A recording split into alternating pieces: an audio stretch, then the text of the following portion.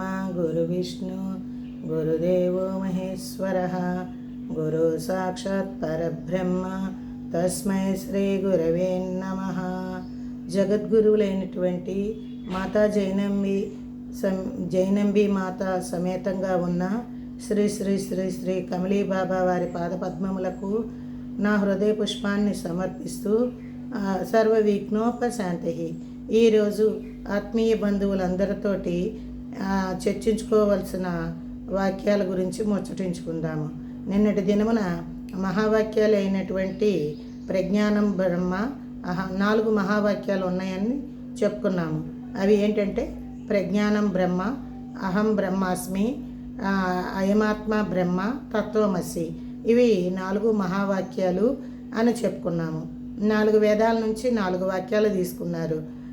మనకి ఇప్పుడు మన నిన్నటి దినమున ప్రజ్ఞానం బ్రహ్మ అనేది ఋగ్వేదం నుంచి తీసుకున్నాము.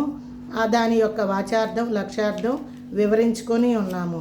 ఇప్పుడు మనం తెలుసుకోవాల్సిన మహావాక్యం యొక్క అర్థం ఏమన్నా, ఆ అర్థము ఏమన్నా అహం బ్రహ్మాస్మి అనే మహావాక్యం గురించి పూర్తి విపులీకరణ తెలుసుకుందాము. దాని వాచార్థం అంటే ఏంటి, లక్ష్యార్థం అంటే ఏంటో కూడా వివరించుకుందాము.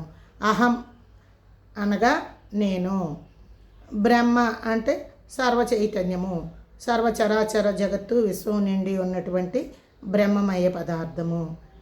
అస్మి అంటే అయి ఉన్నది. ఈ 3 పదాలు అహం బ్రహ్మాస్మి అనే ఈ 3 పదాలు ఉన్నాయి.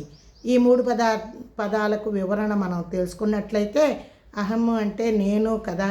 నేను అనేది దేన్ని అంటున్నాము, నేను చూశాను, నేను తిన్నాను, నేను విన్నాను అని నేను అని దేన్ని అంటున్నాము అంటే అహం. అలాంటి అహము అనే అది ఎక్కడి నుంచి ఉద్భవించింది? ఆకాశభూతము పృథ్వీభూతంతో కలయడం వల్ల అహం అనేది ఏర్పడింది.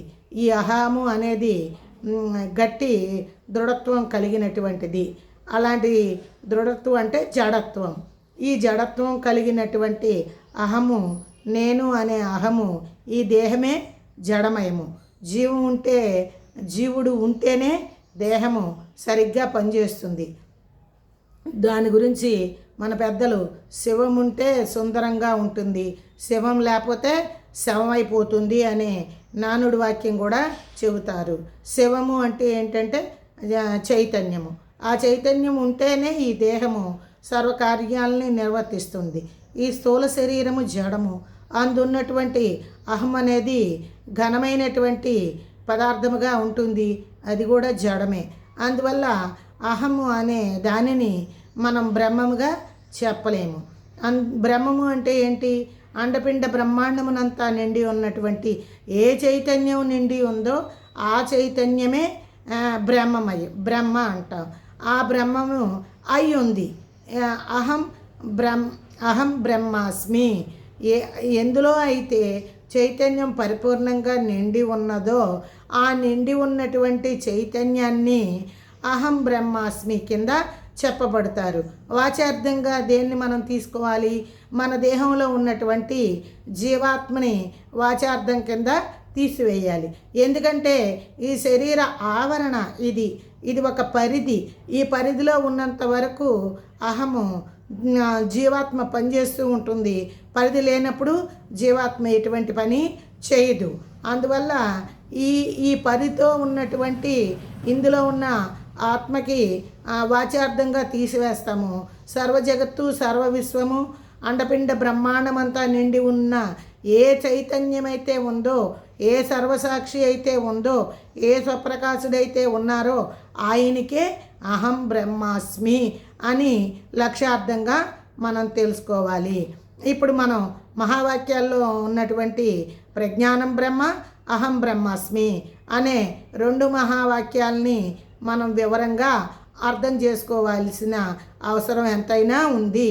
అహం బ్రహ్మాస్మి అనగా ఆ అహం బ్రహ్మాస్మి కూడా ఆ పరమాత్మకే చెందుతుంది. అంతేగాని దేహదారి అయినటువంటి మనకి కాదు. మనలో ఉన్నటువంటి ఈ ఆత్మస్వరూపము దేహం విడిచిన తర్వాత సర్వభూతాలతో లయమైపోతుంది, లేదా అది దాని గురించి సబ్జెక్టు వేరే విధంగా వస్తుంది. అప్పుడు ముచ్చటించుకుందాం. దీనికి వాచార్థం కిందే తీసుకుంటాము. లక్ష్యార్థం ఏంటంటే అండపిండ బ్రహ్మాండం అంతా పిండాండము, అండాండము, బ్రహ్మాండము ఇవి తెలిసిన విషయాలే అందరికీ. అండము అనగా గుడ్డుగా ఉండడం, పిండము అనగా మానవ శరీరం నందు పిండోత్పత్తి జరుగుతుంది. ఆ పిండమే డెవలప్ అయ్యి మనిషిగా జన్మ తీసుకుంటారు. పిండము నుంచి అండము నుంచి పిండము, పిండము నుంచి బ్రహ్మాండం. ఇది కూడా చక్రంగా తిరుగుతూ ఉంటుంది, సైకిల్గా. అండపిండ బ్రహ్మాండం కూడా ఒక సైకిల్ మాదిరిగానే తిరుగుతూ ఉంటుంది, ఒక దాంట్లో ఒకటి లయమవుతూ తిరుగుతూ ఉంటుంది.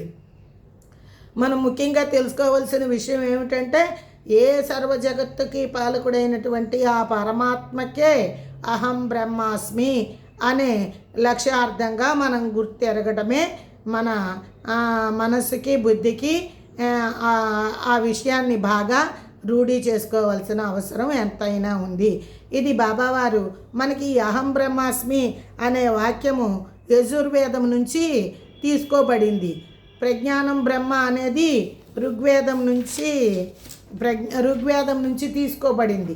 ఈ విధంగా మహావాక్యం యొక్క అర్థ వివరణ బాబాజీ మనకి విపులీకరణగా చేసి ఉన్నారు.